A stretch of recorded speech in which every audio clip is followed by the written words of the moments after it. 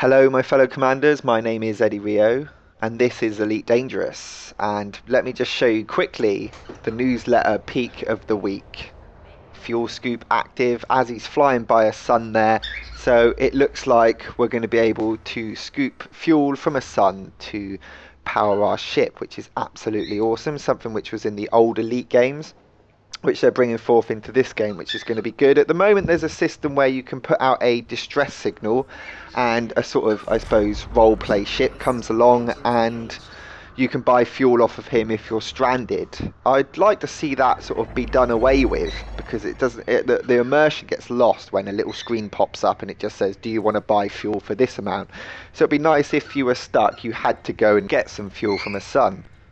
We also have a date to put into our diaries, the 22nd of the 11th, where they'll be holding a premiere event for Elite Dangerous at the War Museum in Duxford, Cambridgeshire, which is, I don't know what that's going to be. It's kind of a little bit clouded in mystery. They didn't explain it too much, but I think it's going to be either they'll be announcing the sort of release date and going through the last 30 years of Elite in a kind of special event to celebrate all of that. So they'll also be Twitch streaming it, and they'll make it viewable afterwards as well. So if we can't make the Twitch stream, then we can also watch it later. So that's going to be really interesting, and I'm looking forward to what that's going to be about, what they're going to show and showcase, and what's going to be in. I think they'll be sort of outlining what's in the final game, and maybe showing the date of when it's finally released, because obviously they won't have too much longer after that until it'll be the end of 2014, and they did promise it in 2014, and I haven't heard any signs that it's going to be delayed till next year, and everything on the website still says end of 2014, so hopefully that's looking good for then. Now, Beta 3 is around the corner, and I think end of this month, end of October, and the biggest thing that's going to be introduced into the game is mining. And this is really cool because I really like the way that they're going about mining. I think they're talking about having kind of lasers that first of all, you have to scan the rocks, then you laser the rocks, which break it up into smaller chunks. You scan those, you chunk them up even more, and then you scoop them in your cargo bay. So it's not like you just sit there and press a button and you mine and bits go into your cargo. You actually have to work for it and, break bits off of the rock, scoop them into your cargo bay so that you can then take them back for sort of processing later, which I think is a really good way of doing it, and it's going to get people really involved. Now, it does just open that can of worms about the whole kind of solo, online and open play which you have at the moment, because I'm not going to see another person mining in open play. It's just not going to happen. No one's going to mine when someone could come along and shoot them up, so they're all going to mine in solo. So that, I don't know, I feel that that's a bit of a shame.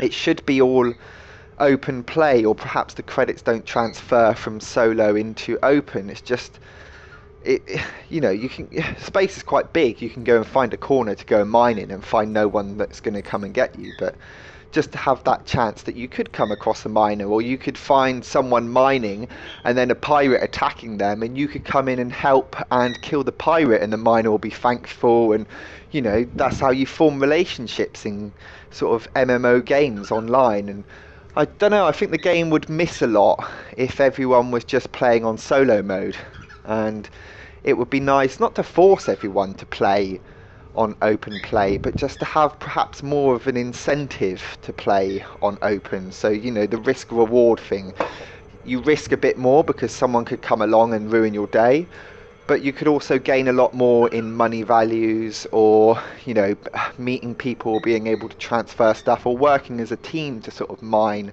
with scouts that are out sort of looking out for other players and stuff. So I don't know, yeah, that kind of solo and open play discussion that's been flogged to death already, but I don't know, it's really interesting. I don't think we quite have the solution at the moment, but whatever the solution comes to and however they decide to do it in the end, I'm still going to play the hell out of this game because I do absolutely love it.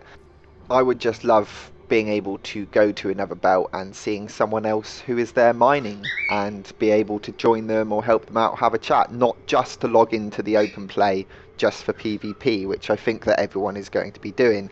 They're going to be doing all their PvE elements within solo and then swapping over to do PvP. Let's go in PvP, I want to fight someone, and then they'll go on to open play. And I think that's how quite a lot of people will think, and that's maybe all open play will be, is just sort of PvP, which would be a shame because I'd like to meet people and not, you know, necessarily shoot them instantly in open play.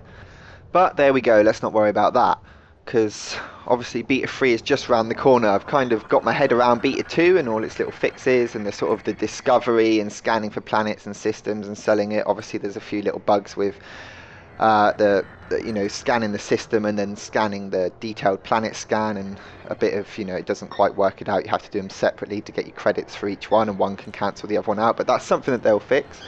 And I've kind of got my head around most of it. I'm still just flying around in a Sidewinder. I don't kind of make too much money. I just like going out, shooting a few things, trying a few stuff, and knowing that Beta 3 is going to wipe my account again, I'm quite happy just flying around having a look in the Sidewinder. The Sidewinder is great, obviously, because you can just stop, look up, and then you can get a clear view of everything with no sort of ship in the way.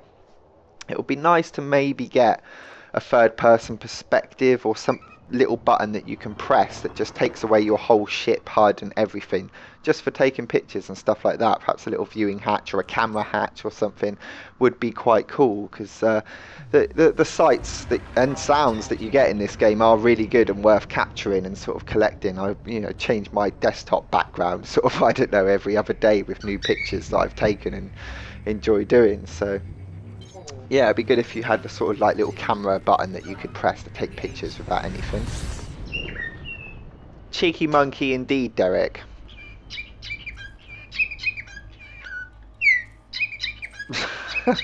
Well, I think I better go because Derek's getting a bit vocal now, so that's going to annoy the hell out of most people. I'll go give him some food and look after him a little bit, and I will catch you guys in the next video. Fly safe.